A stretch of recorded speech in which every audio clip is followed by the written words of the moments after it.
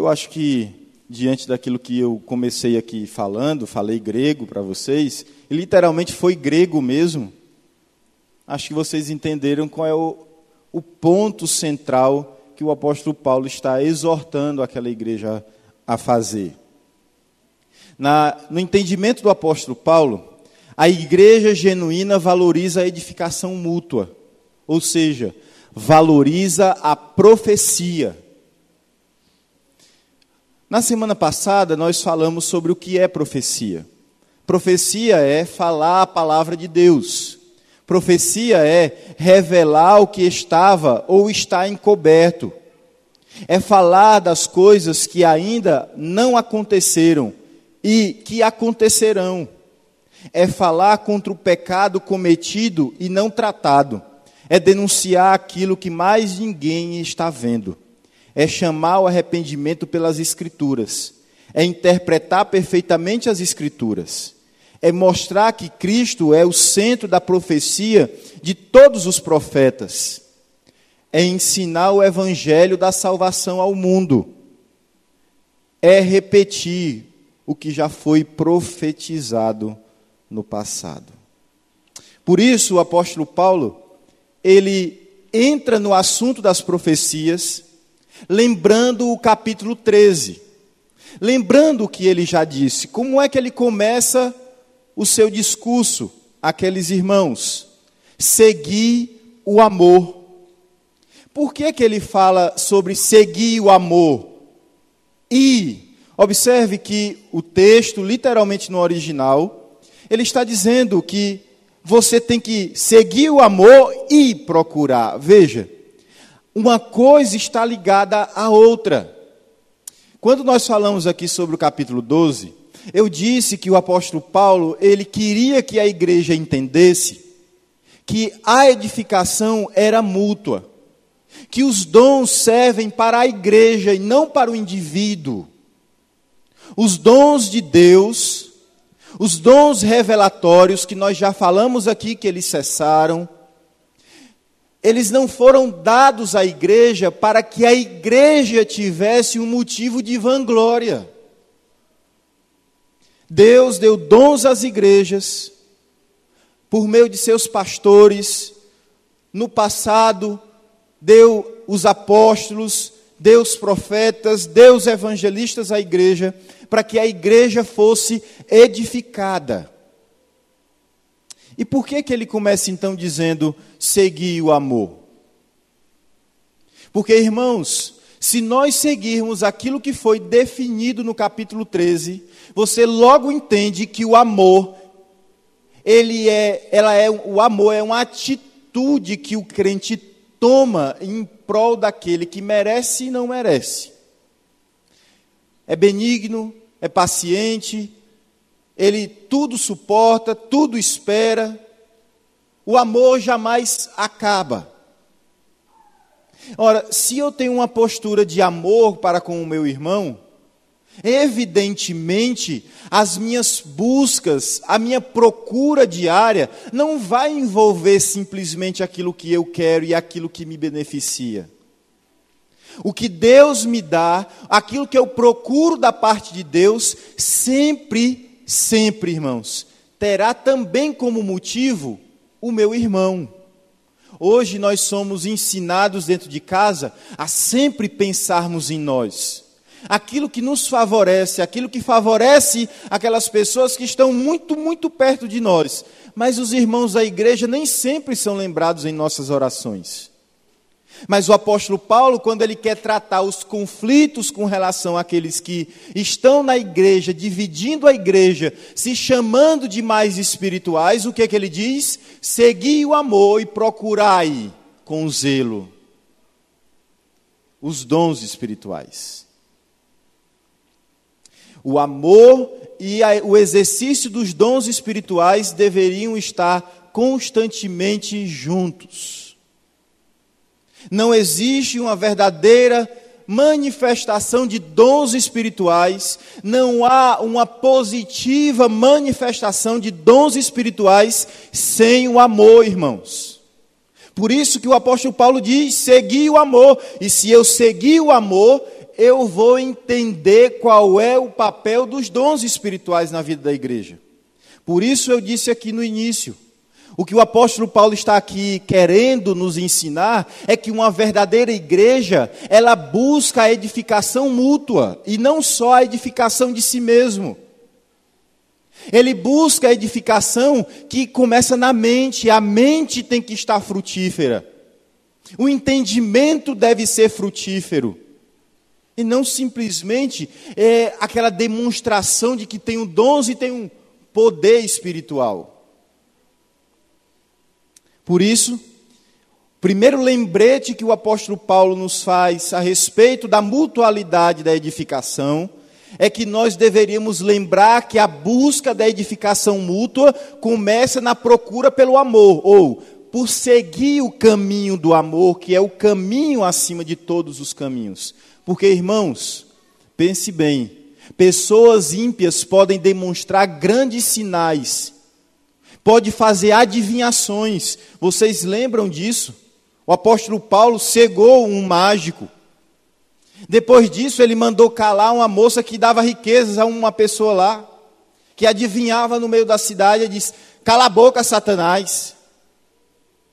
Pessoas podem demonstrar grandes coisas que aparentemente são dons espirituais.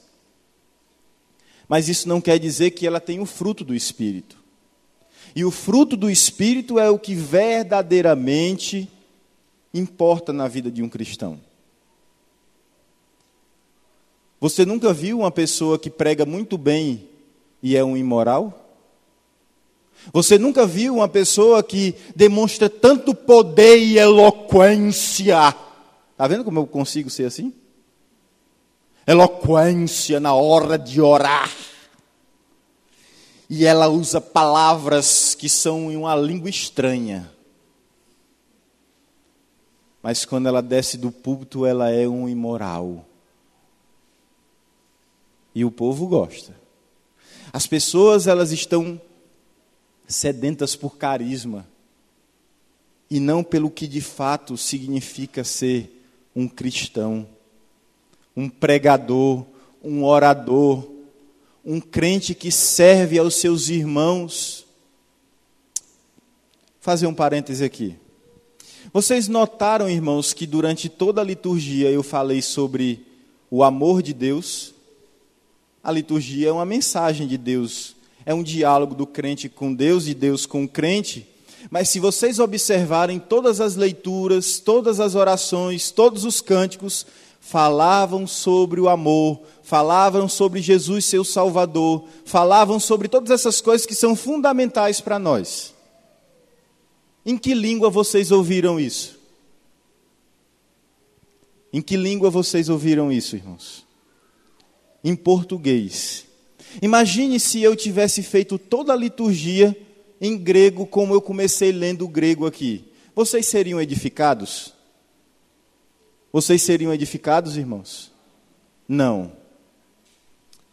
Então, se eu amo vocês, se eu como pastor, eu me dedico por amor à vida de vocês, seria uma demonstração de amor eu chegar aqui e falar numa língua que vocês não ouvem, que vocês não entendem, melhor dizendo?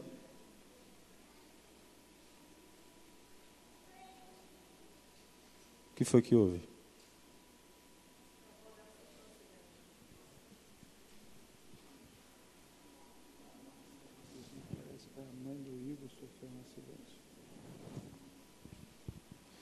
Irmãos, vamos orar pela mãe do Igor.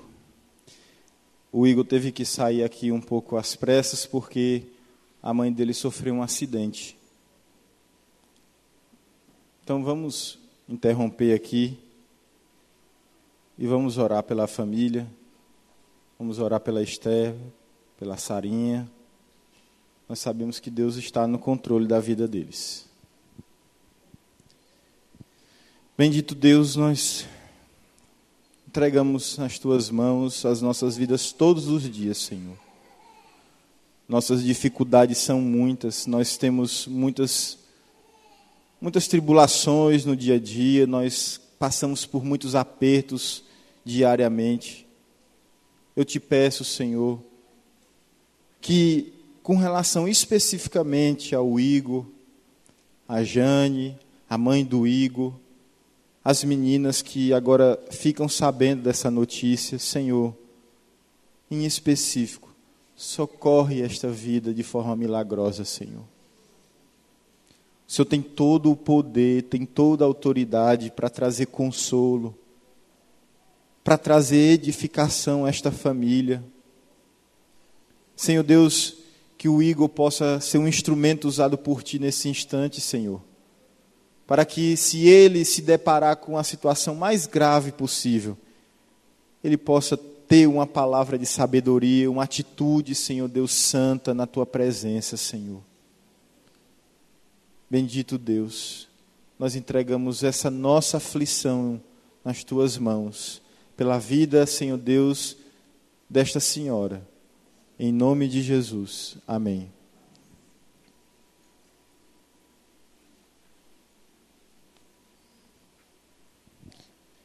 Vamos lá, irmãos.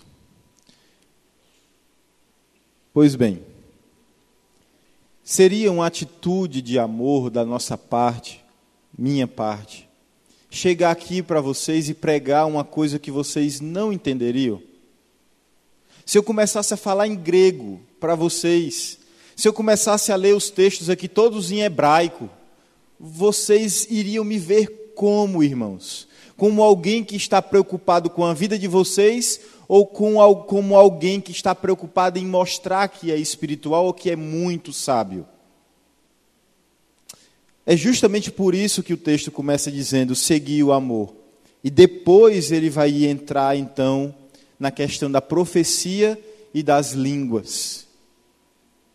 Porque se nós usarmos o critério do amor, logo nós vamos entender que se nós amamos aos nossos irmãos, nós certamente queremos dons que edifiquem a igreja e não simplesmente a nós.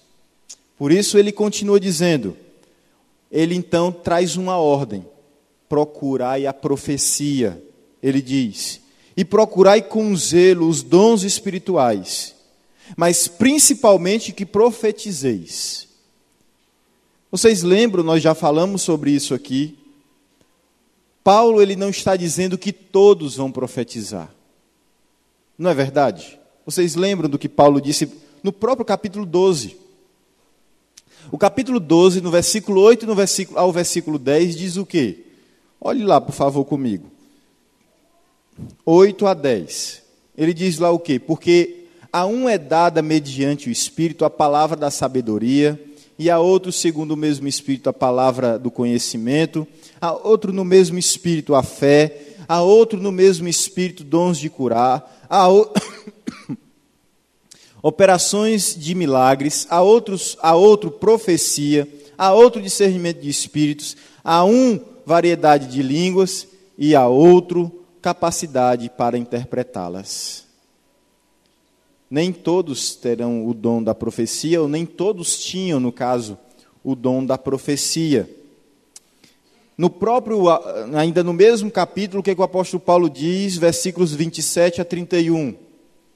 Ora, vós sois corpo de Cristo e individualmente membros desse corpo.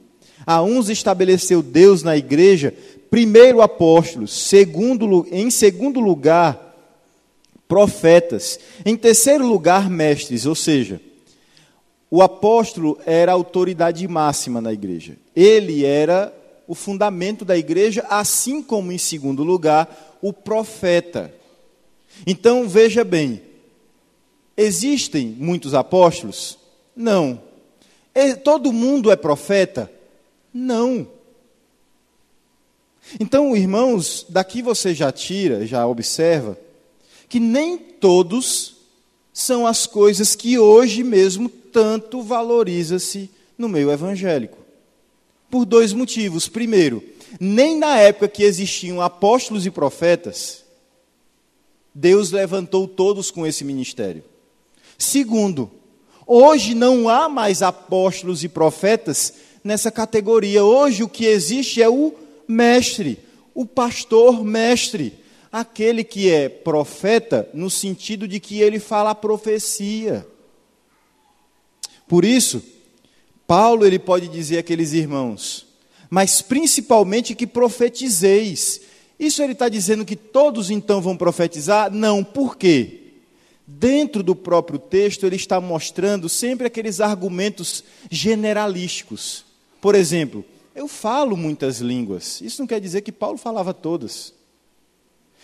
Ele diz, profetizem, mas isso não quer dizer que todos os crentes vão profetizar.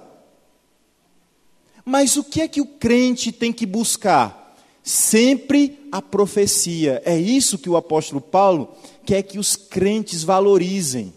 Ele quer que os crentes valorizem a edificação, porque é a profecia que edifica.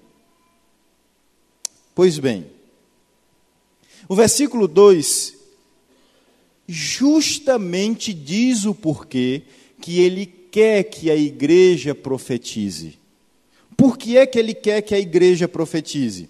Pois quem fala em outra língua não fala a homens. Se eu chego aqui e falo nessa língua que eu acabei de falar, vocês acham que Deus não entende? Ou Deus entende? Deus entende a língua que eu acabei de falar? Entende, irmãos? Então, por que é mistério para o homem? Porque o homem não entende, mas Deus entende. Se não, Deus. Pois quem fala em outra língua não fala a homens, senão a Deus. Qual é o ponto central? Visto que ninguém o entende.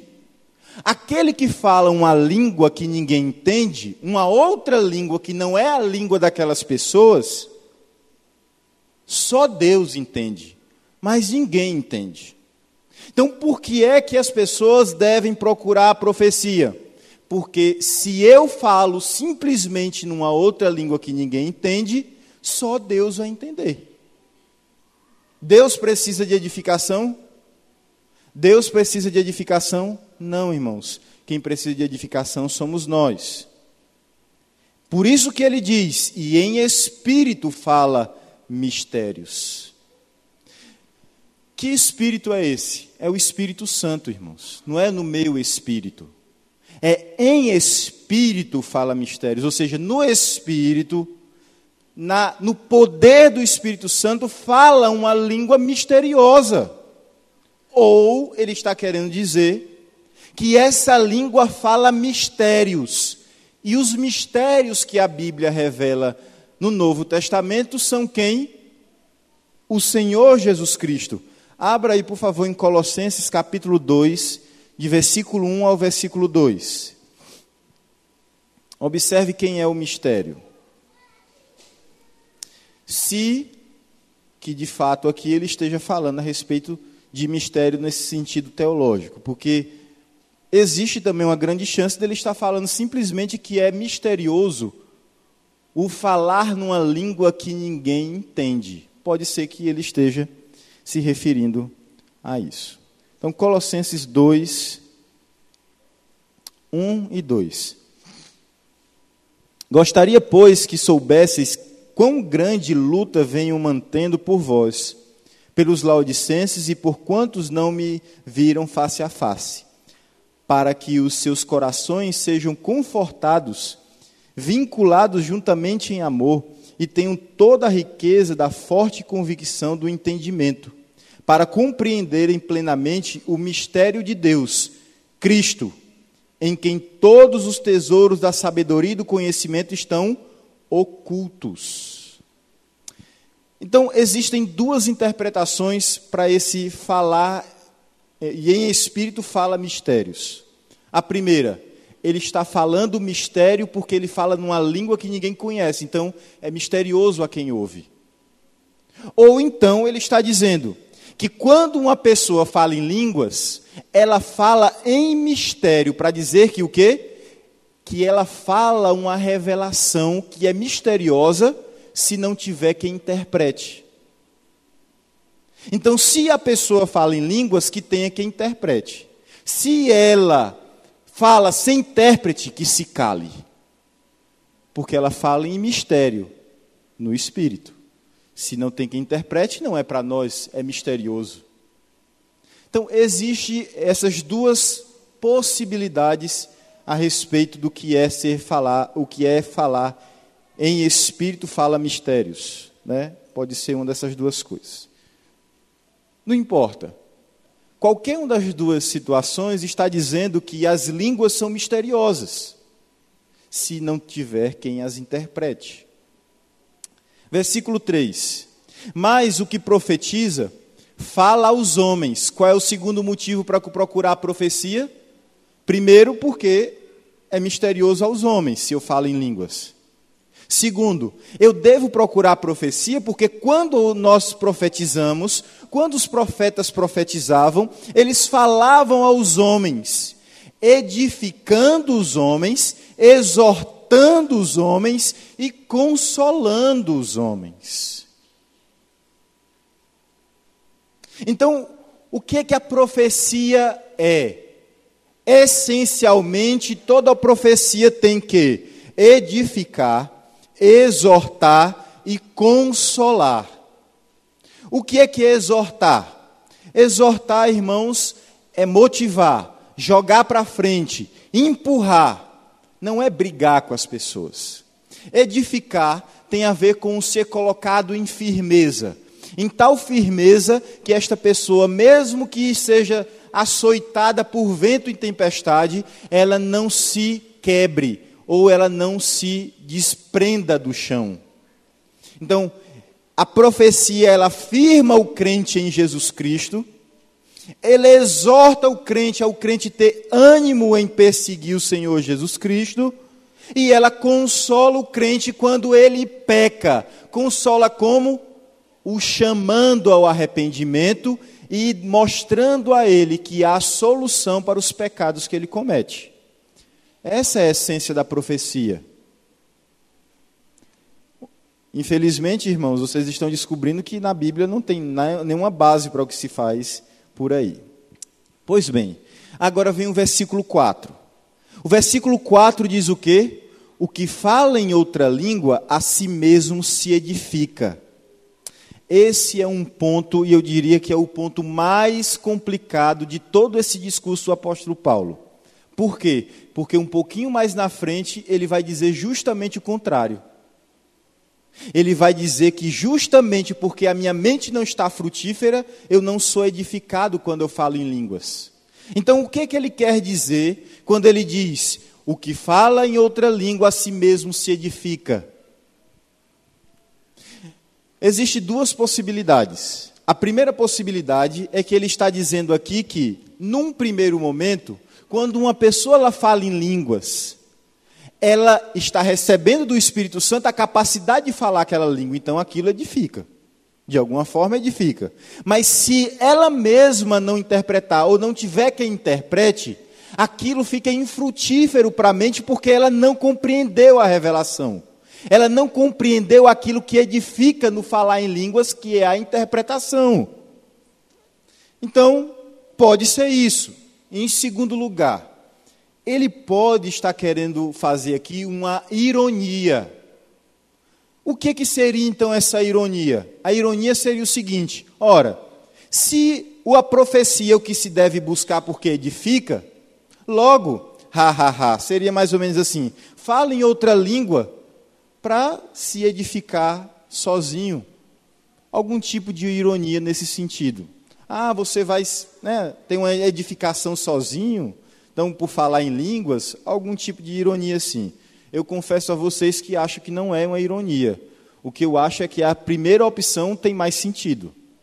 O fato de eu começar a falar numa língua é sim um momento de edificação, mas se não tiver quem interprete, fica infrutífero para a mente. Então, por isso o apóstolo Paulo diz que não fale em línguas se não tiver quem interprete. E isso levando em consideração o que, irmãos?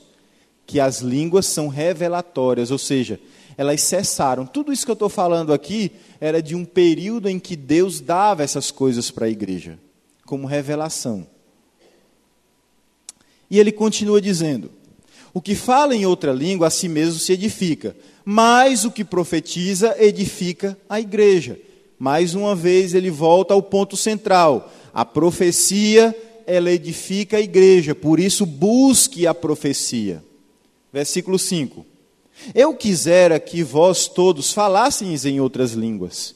Aqui sim ele está falando de forma generalística. Assim como ele disse que deveria se procurar as profecias. Ele está sempre mostrando que eu queria que vocês todos profetizassem. O que ele está querendo dizer com isso? Essas pessoas que dizem profetizar, não profetizam não. Essas pessoas que dizem falar em línguas, todo mundo falando em língua dessa forma, isso não é falar em línguas. Por quê? Porque as línguas, eu queria que vocês falassem, mas isso não quer dizer que vocês todos falam. Muito mais, porém, ele diz o quê? Que profetizasseis. Pois quem profetiza é superior aos que falam em outras línguas, salvo se as o quê, irmãos? Interpretar. Primeiro motivo para se buscar a profecia, porque línguas, se a pessoa falar, ninguém entende. Segundo motivo, porque profecia edifica a igreja. Terceiro motivo, falem então todos vocês línguas. Queria muito. Mas o seguinte, se alguém falar, que tenha intérprete. Para o quê?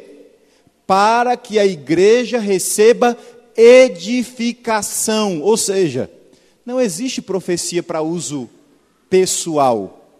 Não existe, irmãos. Não existe línguas para uso pessoal, porque línguas são revelatórias. Quando alguém fala em línguas, entendo eu que o mais possível fala mistérios, fala revelações a respeito de Cristo. O que é que Atos capítulo 2 fala sobre as línguas? Diz que o povo ouvia aqueles discípulos falando a língua deles. E o que é que era dito por meio dessas línguas? As grandezas de Deus. Quem é a expressão exata do ser de Deus? Quem é a expressão exata do ser de Deus, irmãos? Jesus é a expressão exata do ser de Deus. Então, que grandezas eram essas? É muito provável que essas grandezas eram revelações a respeito de Jesus Cristo. Por isso, queridos, se eu recebi de fato, no sentido eu aqui, um eu fictício, se eu recebi de fato de Deus língua para falar de forma milagrosa, há conteúdo revelatório nessas línguas, que se interprete para a edificação da igreja. Se alguém tem o dom da profecia e é um profeta no meio do povo de Deus, que ele profetize da parte de Deus. Exemplos práticos dessas verdades do apóstolo Paulo. Quais são esses exemplos práticos? O primeiro exemplo que ele vai dar é no versículo 6. Observe o versículo 6, por favor. Agora, porém, irmãos, então, chamando para o momento. Qual é o momento? Se eu, Paulo, por exemplo, chego para vocês e começo a falar numa língua que vocês não sabem, o que vai acontecer? É isso que ele diz aí, ó. Se eu for ter convosco falando em outras línguas, em que vós vos aproveitarei. Em que vos aproveitarei, desculpem. Se vos não falar por meio de revelação, ou de ciência, ou de profecia, ou de doutrina, veja que ele está dizendo que a palavra do conhecimento, a palavra de sabedoria, a palavra de ciência, as revelações, a profecia, a doutrina que ele pregava, por quê? Porque a doutrina que Paulo pregava, irmãos, vocês vão entender, não se escandalizem, não é a doutrina que eu prego. Espera aí, pastor, tu não prega a doutrina do apóstolo Paulo? Eu não prego, irmãos. Simples. O apóstolo Paulo pregava um tipo de doutrina inerrante. Como assim? Ele pegava um texto do Antigo Testamento, vou vir para cá para vocês entenderem. Imaginemos que esse aqui seja o Antigo Testamento. Ele pegava um texto do Antigo Testamento e dizia: O texto do Antigo Testamento significa isso. Essa significação que é o Novo Testamento, eu não tenho como dar. Eu não tenho poder para interpretar um texto do Antigo Testamento como Paulo interpretava. Então, resumindo, eu não tenho como pregar o que Paulo pregou, porque tudo que Paulo pregava era absolutamente correto. Eu não prego absolutamente correto. Eu não tenho a infabilidade, infabilidade, né? É infabilidade mesmo? Infalibilidade, desculpe. É isso que estava faltando no meio da palavra. Eu não tenho a infalibilidade de pregar e tudo aquilo que eu pregar ser doutrina. Eu não tenho esse poder. O que é que então eu prego? Eu prego a doutrina que o apóstolo pregou. E eu tenho que ter muito cuidado, e eu tenho que estudar muito, e eu tenho que olhar muitas pessoas que já pregaram sobre aquilo, que já ensinaram sobre aquilo, para que eu não diga uma coisa, pelo menos que o apóstolo Paulo não disse. Que eu diga menos, que seja, mas nunca mais. Que eu diga pelo menos o que não é. Que eu diga pelo menos o que o texto não diz, mas que eu não diga o que ele não disse. O apóstolo Paulo não precisava ter esse escrúpulo assim como eu tenho. O apóstolo Paulo, ele olhava para o Antigo Testamento, irmãos, e ele podia dizer assim como disse os antigos, assim como disse os profetas, assim como disse fulano, a doutrina é essa, a interpretação é essa, por quê? Porque ele era um apóstolo, ele era um profeta, e sobre ele estava a igreja, e está a igreja até hoje. Nós não temos como fazer revelações hoje, nós não temos como ter ciência hoje, nós não temos como ter profecias como eles profetizaram, e nós não temos como fazer doutrinas como eles faziam. Por isso o apóstolo Paulo está dizendo para todos eles, se eu vou falar a respeito dessas coisas, que eram para ser agora reveladas e não misteriosas, mas e eu falo em outra língua que vocês não conhecem, elas continuam sendo misteriosas. Faz muito sentido, não faz, irmãos?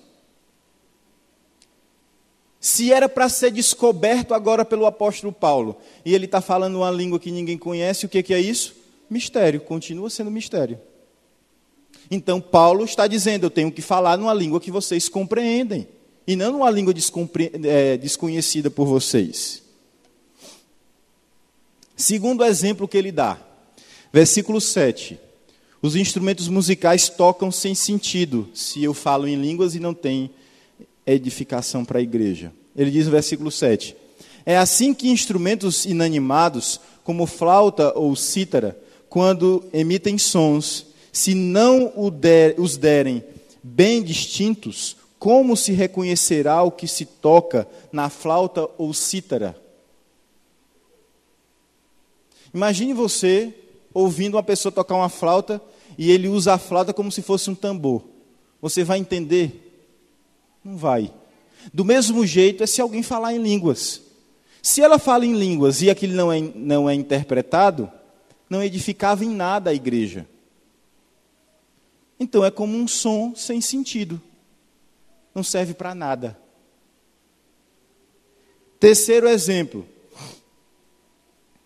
A trombeta para a guerra. Versículo 8. Pois também se a trombeta der som incerto, quem se preparará para a batalha? Naquela época, irmãos, quando os exércitos iam para a batalha, existiam quem tocasse só, como é o nome do negócio aí? Os trombones, né? Os trombetas, as trombetas, melhor dizendo. Eles tocavam as trombetas. Se você desse um toque, significava uma coisa. Se você desse um toque longo, significava outra. Se você desse 2 toques curtos, significava uma outra coisa. Se você desse 2 toques longos, significava uma outra coisa. Se você desse um toque curto e um toque longo, significava uma outra coisa. Agora imagine você sendo o que toca a trombeta no meio de uma guerra. E você toca um toque, marche à frente. Aí um toca uma trombeta de um jeito, aí o outro tocador toca de outra. Mas daqui a pouco ele se confunde, volte atrás e não tem como riscar e dizer assim, não vale aquela tocada. Aí ele toca 2 de uma vez, que é o quê? Parta para cima, mas não era hora de partir para cima. Era hora de recuar, era hora de ficar. Que seja. Assim é aquilo que acontecia na igreja de Corinto. Se vocês falam línguas que ninguém pode compreender, é como um exército sem liderança, sem entender o toque da trombeta, sem compreender as ordens do general. E o propósito é que o general seja compreendido pelo exército, e não descompreendido pelo exército. Deus quer que você entenda a revelação, e não que alguém apareça igual um papagaio aqui, repetindo uma coisa que ele não sabe o que significa. Quarto exemplo que ele dá aí, irmãos. Qual é o quarto exemplo? Versículo 10. Eu sei que tem um versículo 9, eu vou falar sobre o versículo 9. Há, sem dúvida, muitos tipos de vozes no mundo. Nenhum deles, contudo, sem sentido. Se eu, pois, ignorar a significação da voz, serei estrangeiro para aquele que fala e ele estrangeiro para mim. É simples, aí é um exemplo muito claro. Se você chega num outro país e você fala uma língua que as pessoas não compreendem, você é estrangeiro. Ou não é? Ninguém te compreende. Mas olha o que o versículo 9 e o versículo 2 diz a respeito disso. Assim vós, se com a língua não disserdes palavra compreensível, como se entenderá o que dizes? Porque estareis como se falasseis ao ar. Versículo 12. Assim também vós, visto que desejais dons espirituais, procurai progredir para a edificação da igreja. Quando é que uma pessoa cresce espiritualmente? Quando ela começa a entender que tudo que ela recebe de Deus é para a edificação mútua. Quando é que então uma igreja cresce espiritualmente? Quando é que então ela cresce na espiritualidade? Como é que ela progride? Como é que ela faz isso? Quando ela entende que os dons que Deus deu a ela é para a edificação da igreja e não para que ela mesma apareça e se mostre como espiritual.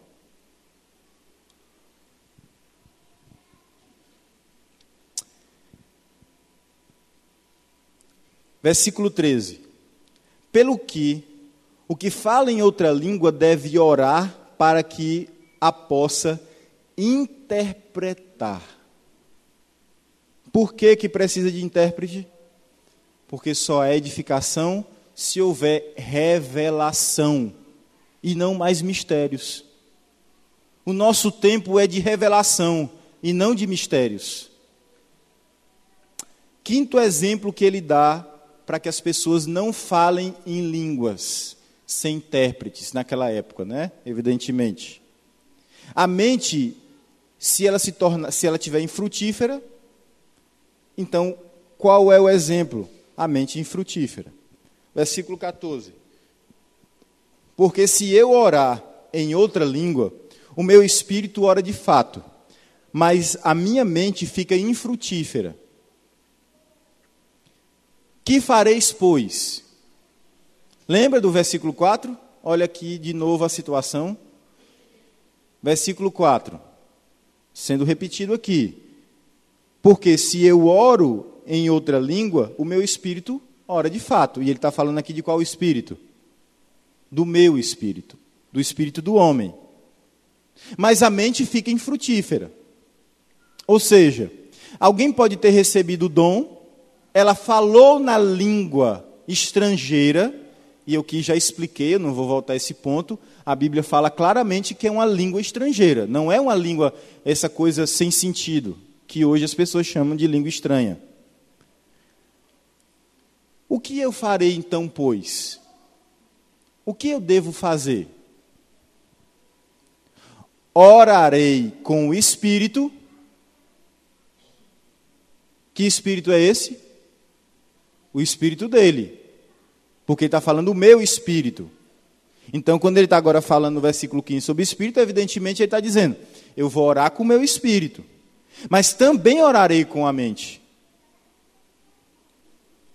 O que Paulo está dizendo? Ele está repreendendo aquela igreja por deixar pessoas orarem em línguas sem que a mente delas seja frutificada, ou seja, frutuosa, edificada, comunicada alguma coisa à mente dela.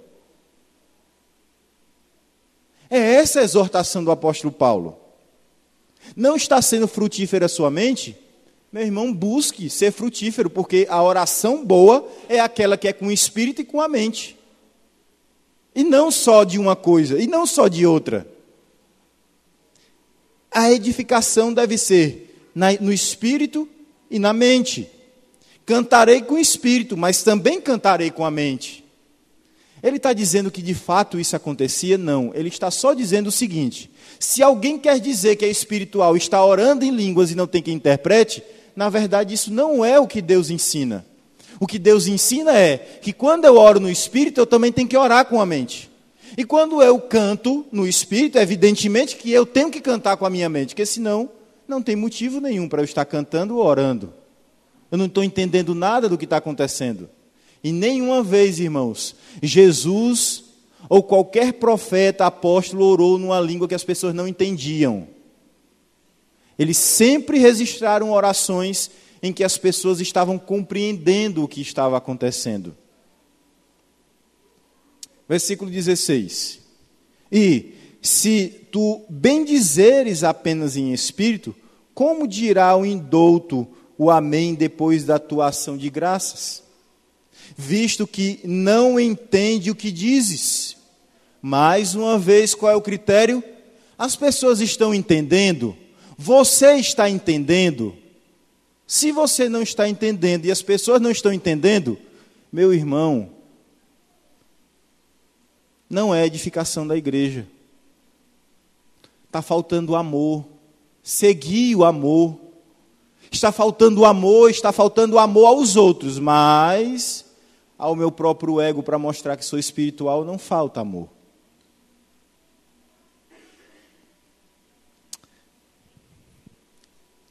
Versículo 17. Porque tu, de fato, dás bem as graças, mas o outro não é edificado. Está vendo como Paulo faz com que as pessoas cheguem ao ponto do amor? Veja bem, você está sendo bem edificado? Que coisa boa, você está sendo bem edificado. Mas alguém mais está? Então, não é proveitoso. É isso que Paulo está fazendo o povo refletir. Eu não comecei dizendo a vocês, segui o amor. Eu não disse a vocês no final do capítulo 12, buscai o caminho sobremodo excelente. Eu não disse isso a vocês? Pois pronto. Se vocês se edificam, se vocês dão graças, se vocês que falam nessas línguas que ninguém compreende, vocês conseguem fazer todas essas coisas, oh, coisa boa, tudo bem. Mas e os outros? E os que não conseguem entender para ser edificados?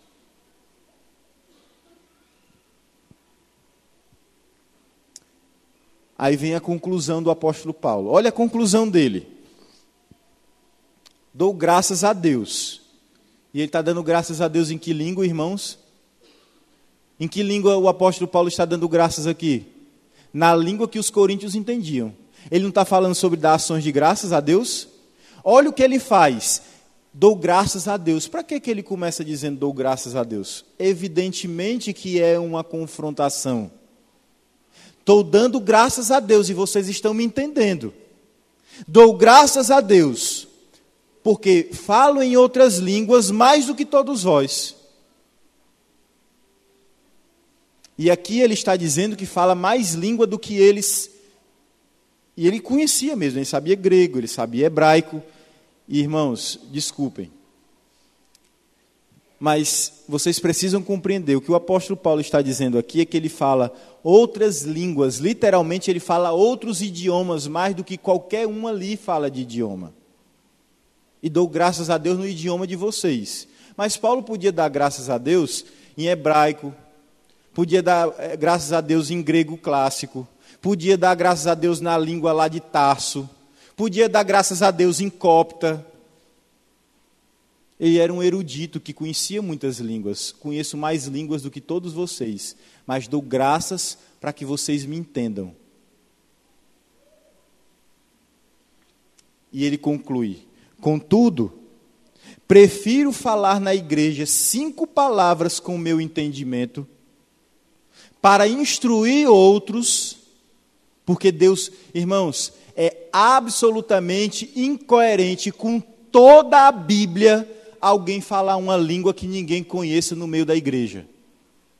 É absolutamente incoerente com todo o texto da Bíblia alguém que fala uma língua que nem é língua em idioma, um mistério, em particular dizendo que se edifica, porque nunca ninguém se edificou sem revelação, nem pessoalmente. Nem pessoalmente uma pessoa se edificou sem revelação. E aí como é que ela se edifica sem a revelação do mistério de Deus? Como é que ela se edifica falando uma coisa que ela não entende? Impossível. Impossível. Por isso que ele diz, porque sempre foi assim, desde o passado foi assim. Vocês lembram do que Moisés disse para Deus quando Deus chamou ele, irmãos? O que foi que Moisés disse para Deus? Eu não sei o quê? Eu não sei o quê, irmãos? Falar, eu tenho língua dura. O povo disse que Moisés era gago. Isso é uma besteira, irmãos. Uma besteira sem tamanho. Sabe qual era a preocupação de Moisés? Deus, eu não vou saber revelar de forma adequada a tua vontade para Faraó. Ele não podia chegar lá e falar de qualquer maneira e nem se preocupar com o que estava falando, mas esse era o propósito de Deus. Deus não queria comunicar a sua vontade para Faraó. Então, se ele queria comunicar a sua vontade, por que ele falaria de uma forma que Faraó não entenderia?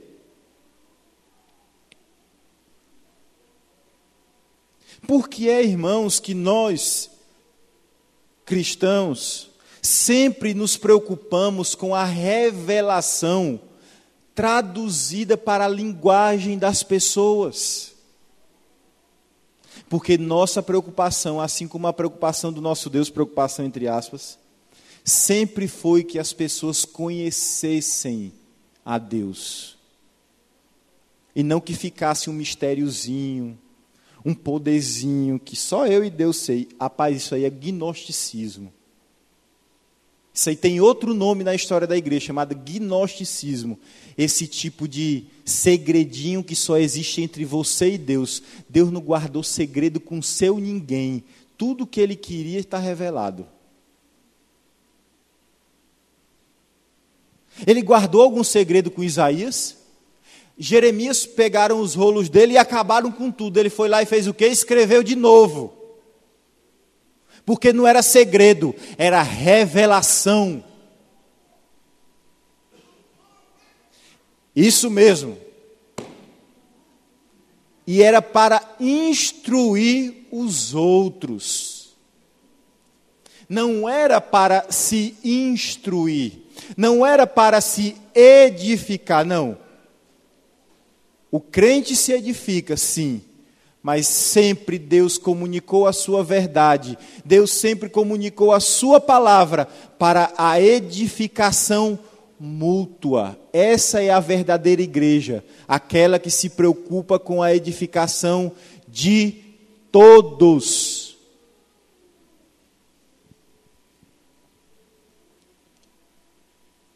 É como ele diz, é melhor falar 5 palavras, 5 irmãos, que são compreensíveis, do que eu falar 10.000 palavras em outra língua.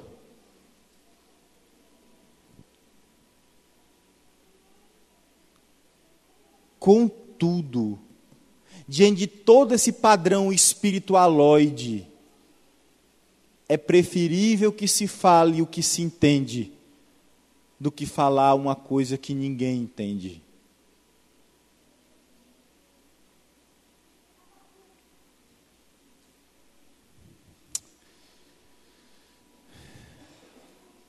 O que é que nós podemos aprender disso, irmãos? Nós podemos aprender que a profecia é falar a palavra de Deus. Nós podemos aprender que a profecia é revelar o que estava encoberto ou o que está encoberto. Profecia é falar das coisas que acontecerão e das que acontecem. Profecia é falar contra o pecado cometido e não tratado. Profecia é denunciar aquilo que ninguém está vendo, que ninguém consegue entender, mas que Deus dá discernimento ao profeta para fazer. Profecia é chamar o arrependimento pelas Escrituras. Profecia é interpretar perfeitamente as Escrituras. Profecia é mostrar que Cristo é o centro da profecia de todos os profetas. É ensinar o evangelho da salvação ao mundo. É repetir o que já foi profetizado. Ou seja, profeta e apóstolo, como apóstolo e profeta eram os antigos, jamais se repetirá. Mas profetizar o que já foi profetizado, ensinar o que já foi ensinado, ser profeta de Deus no mundo, que a igreja toda é chamada para profetizar o mundo, é isso que Apocalipse 11 diz, isso aí todos nós somos, irmãos. Mas procurar a profecia que Paulo está dizendo aqui, hoje é impossível. Mas procurar a edificação da igreja, hoje é absolutamente possível. Então, queridos, qual é a maior e mais importante procura de uma igreja?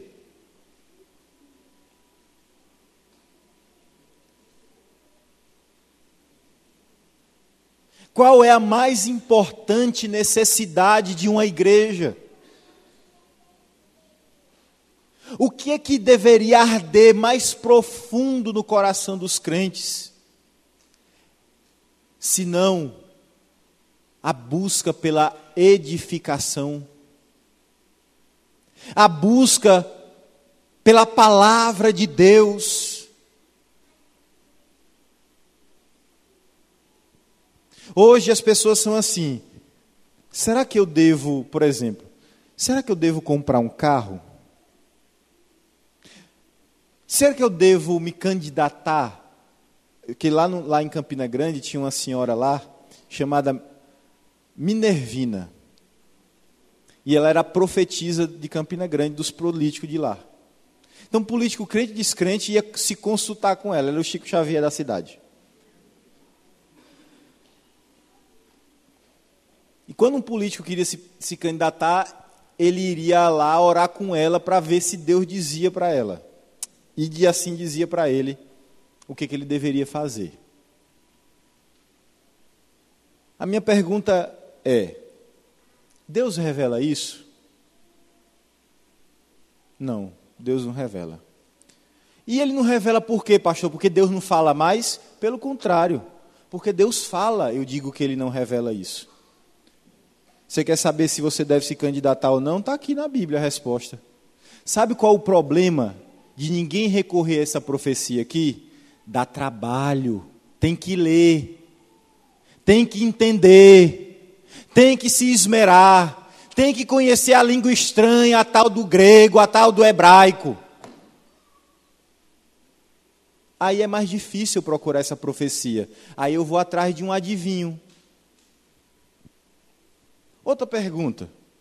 Eu devo ou não devo fazer um determinado negócio? Por exemplo, eu estou lutando, e o presbítero Edilson está me ajudando, a procurar construir uma casa, né? Os presbíteros aqui todos estão envolvidos, mas ele lá na caixa está ajeitando lá o processo, dentro de tudo do que é para se fazer. Pois bem, eu chego então e digo assim: Senhor, será que eu devo comprar uma casa? Será que eu devo construir uma casa? A pergunta é respondida. Você vai para a Escritura, o prudente construtor só começa a construir quando, pode chegar até o fim da construção, blá, blá, blá, tá, ok. Então, a pergunta não foi correta, né? Qual é a pergunta? Senhor, eu posso fazer uma casa de 500 metros quadrados, toda no melhor mármore? Aí a resposta vai ser óbvia, meu irmão. Não precisa vir um profeta te dizer, basta você olhar para a sua conta bancária. Porque a Bíblia diz que um homem prudente faz assim. Se eu não posso pagar 5 mil reais de prestação lá na Caixa Econômica, eu não contrate, até porque a Caixa também não me dá. E isso é resposta de Deus, mas hoje as pessoas andam inconformadas com a resposta de Deus. A providência de Deus está aí falando com elas toda hora. A palavra de Deus fala com elas toda hora, mas elas rejeitam a palavra. E querem ir atrás de um profeta que diga a elas aquilo que elas querem ouvir. Quando foi que você viu esses profetinhos aí, adivinhador, dizendo coisas que são contrárias a pessoas ricas? Eu vejo profecia de bênção. Principalmente se for rico. Pastor, o senhor não está falando de uma coisa que o senhor não sabe?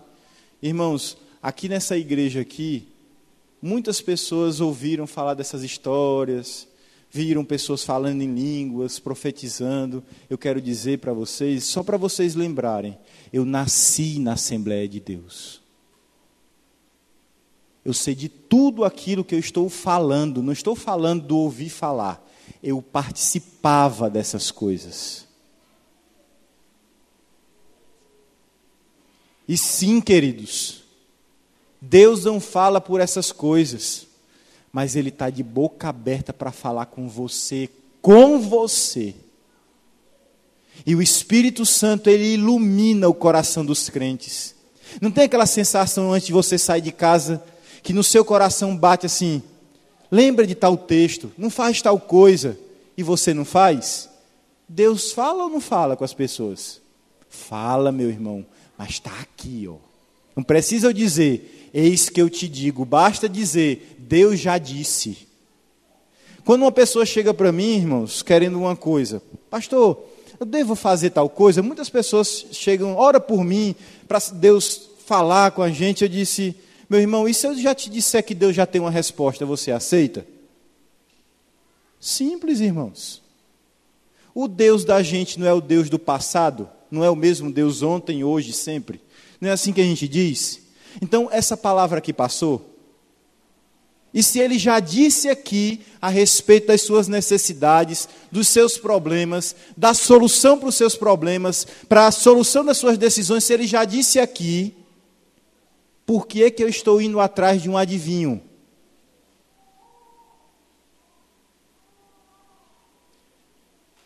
Vamos voltar a Paulo. O apóstolo Paulo quer que você aprenda o quê, meu irmão? A buscar a edificação na palavra dele. Deus falou de muitas maneiras pelos profetas. De muitas formas pelos profetas. Nos últimos dias Ele fala pelo seu Filho e nós estamos aqui a ouvi-lo. Que Deus nos abençoe, irmãos. Para que a gente não se confunda com falsas profecias. Porque profecia de verdade existe. Está aqui. E todo aquele que pregar essa palavra com fidelidade é um profeta de Deus. É a boca de Deus. Fora disso, vem do maligno. Eu estou repetindo as palavras do apóstolo Paulo. Se vier um anjo do céu, se vier qualquer pessoa que não pregue o evangelho que eu já preguei a vocês, que não fale das coisas que eu já preguei a vocês, seja anátema, seja maldito. E ponto final. Para a glória de Deus.